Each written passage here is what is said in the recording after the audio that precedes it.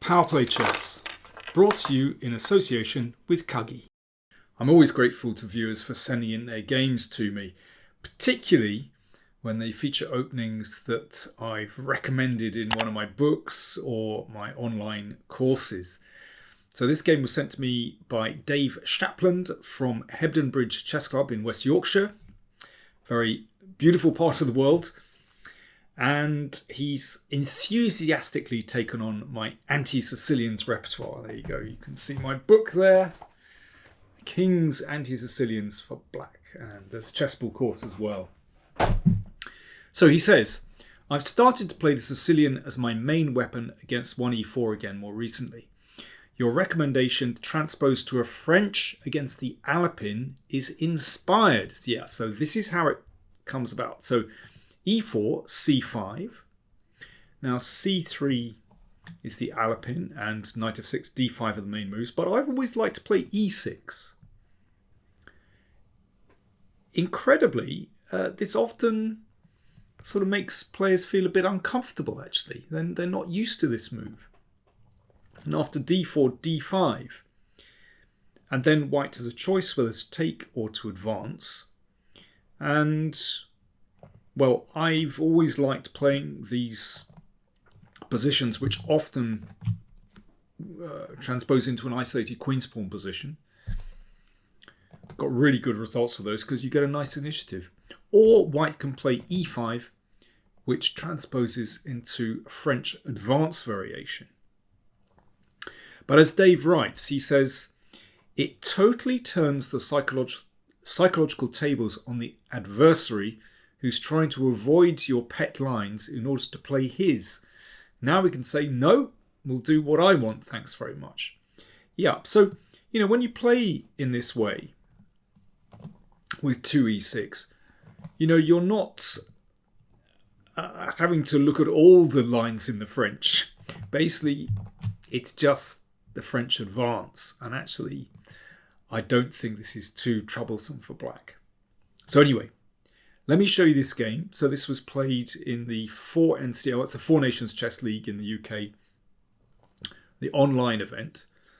Streatham and Brixton A against Hebden Bridge. So Angus French playing for Streatham and Brixton, fine club. I used to belong to it in my junior years in South London. And Dave Shapland playing for Hebden Bridge. So the game went like this. And Dave follows my recommendation exactly. I think it's the most flexible to bring the bishop out before moving the queen. And then the knight comes out, usually to f5. Again, I think this is very logical because we want to put pressure on the d4 pawn. And the knight comes out to a3 in order to support the pawn on d4. And then black exchanges. And now I think this is the right moment to play queen b6. You can see there are now 3 pieces attacking the pawn on d4, 3 defending, but it rather ties white down to defending this pawn. And of course the queen looks at b2 as well. So castles. And now several moves have been played here. I mean, hundreds of games have been played from this position. It's very normal. Bishop e7, rook c8, knight a5. They're all absolutely fine for black. Actually, black's results are pretty good from this position. But the move that I recommended in the book and the Chessable course is a5. And that's what Dave played. So this looks to gain a bit of space sometimes on the queen side. It also might support a knight coming to b4, and then you might well just recapture it with the a pawn and open up the a file. But it's quite a flexible move. And because there's pressure on this pawn, white decided in this game to play g4. And so often I've seen my opponents play like this. Somehow it's very tempting to push that knight out of the way because there's pressure on the pawn on d4. But this move is exactly what we want to see. Not that this is bad for white, but when your opponent's king kind of opens up like this, then you've always got a shot. There's always going to be a counter shot later on in the game. Now, the knight falls back to e7, but that's okay. It's going to redeploy any second. Knight h4. So this knight makes way for the f-pawn. So it's a very ambitious plan, actually. If white doesn't do this, then h5 will come. And that just starts to really open up the king side. So that's necessary. So that f4 and f5 can be played, potentially. So f6, I mean, this looks very logical to me, to blow up the centre. Of course, if f4, watch out, because there's a pin. You can see once the king opens, once the pawns advance in front of the king, then diagonal opens, and because of the pin, this wins a pawn. So really white should take on f6. That's what happened. And in fact, this is exactly as I recommended in the book for black. And well, if you don't mind, I'm going to read exactly what I put here at the end of the variation. From a purely positional perspective, black can be happy now with this majority of pawns in the center. There we go. I mean, strategically, I think this is very nice for black. You know, if you can advance with these lovely center pawns. Of course, it's rather double-edged because of black's king. We don't know where the king is going to go. And there are also chances to attack white's weakened king side. Yes, indeed.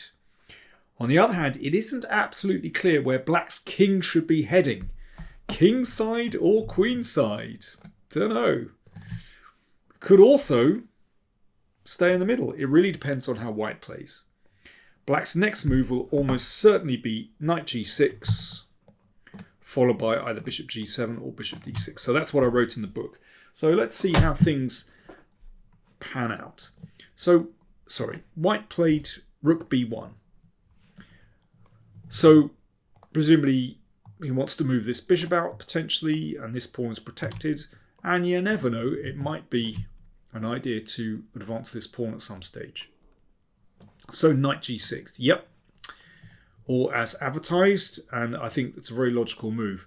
I think really this knight should drop back to g2. Although, you know, it's no fun retreating, but I think this is the most sensible. But I think, you know, this is such an interesting position for black to play.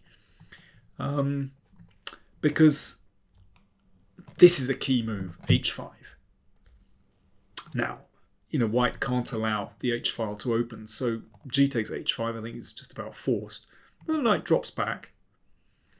But you can see that, you know, white's king's pretty open. You know, I want a castle on the queen side and, you know, bring this rook over, potentially double on the h-file or double on the g-file. I think this looks like a lot of fun for black to play. Nevertheless, I do think knight g2 should be played, but instead knight takes g6 was played. Now this looks really, really good for black, as the rook has stayed where it is, but comes into the attack on the semi-open h-file. So queen d3 played. Dave thought afterwards, you know, maybe bishop f4, and I agree. It would be nice to have this bishop, you know, protecting the king, but also on a nice diagonal. But actually, you know, this could be quite unpleasant for white. As Dave says, this is a pretty wild position, but and I still don't know where that king is going. I mean, if there's a check, then it's got to step to d8, but I think it's safe enough. And yeah, that bishop could be in trouble. But white's king doesn't look good with the rook on h8. Anyway, it's very wild. But queen d3 was played. And castle's queenside. Bravo. Well, I think it's the right move. Even though the queenside's with the pawn on a5 perhaps looks a little drafty. But still, there are enough pieces around the king that you feel, yeah, it's going to be safe enough. But also, it means that potentially the second rook can come over to attack on the king side. Now, white played pretty slowly with a3. I think for better or for worse, white should just go for it and play b4. And sack a pawn and hope to get this one back and just crack things open. The computer likes bishop d6 here, actually, and thinks that black is doing very well. And only then take this one off, followed by g5, and thinks that black has the advantage. But I just think that b4 is one of those randomizer moves that is very difficult to meet. Even though the computer says black is better, anything could happen in the next half hour, basically. But instead, a3 played, and that does feel very slow. Bishop d6. Threat. f4. Well, yeah, f4 is pretty risky because it opens the king up. Nevertheless, I think h3 is also... I think this is going to be very tough for white. g5 I like a lot. Just fixing these squares, and maybe this knight can swing round. Maybe this bishop can bounce around. That's a good bad bishop bounce. I think it's good for black. Anyway, f4 played. And e5. Just trying to blow up the position, exploiting this pin.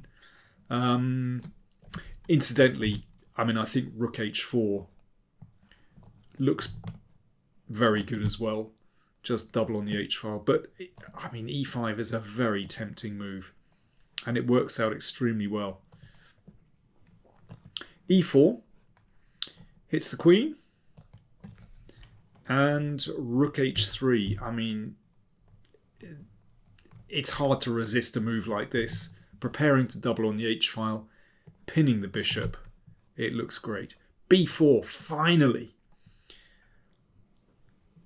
Now, as Dave points out, queen c7 is the most prudent move here, because this endgame is just tremendous for black, with pressure on the h-file, this knight coming back, g5, and so on. But doubling on the h-file straight away was a pretty tempting option. But now it gets crazy because, of course, with this pin, white can take a piece. But look what happens. This is mad.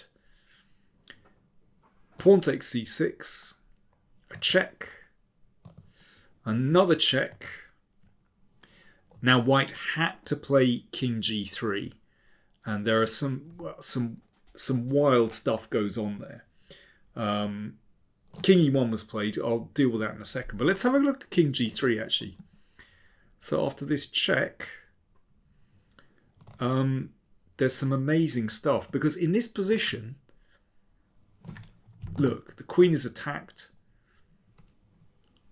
White has won a piece. Of course, black has a draw, but incredibly, black can simply play this endgame, and this is actually better for black, amazingly. For example, like this, black is a piece down for a pawn, but there is so much pressure here. g5 is a great move. The point is, white can barely move a piece without losing something. The point is that if f takes g5, then that's actually checkmate, because it's opened up the bishop. And it's practically Zugzwang, this position. It's amazing. It really is. It's a very interesting position. Of course, I realise this is an online game, presumably rapid play. So, anything could happen. And it did after king e1. And, well, here the simplest is just to take the rook and play bishop takes g4, and that wins on the spot. But instead, rook takes f1 was played. It's also winning. And bishop takes c6. It's very safe. And this is winning easily. And now Dave was very pragmatic. He simply decided to transpose into an endgame. And listen, I think it's a really good practical decision. So giving back the exchange, but taking pawn number 2. There are 2 extra pawns for black. And it took a little bit of time, but basically the win was never in doubt. Very good practical decision. Well, I thought that was a fantastic game. It was probably very, I mean, according to the computer, it's very good for black right from quite early on. But it's so wild, so complex that really, white had chances as well.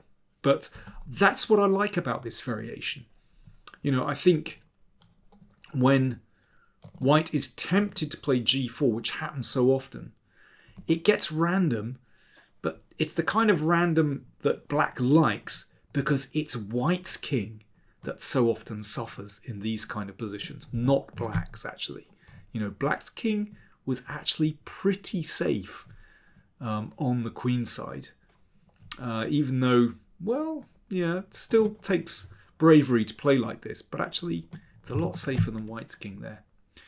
So anyway, if you're interested in learning more about this variation and black's responses to all the anti-Sicilians, then there's the book, and you can get the Chessable course as well. Hope you enjoyed that, and thanks again to Dave Shaplin for sending in the game, and congratulations.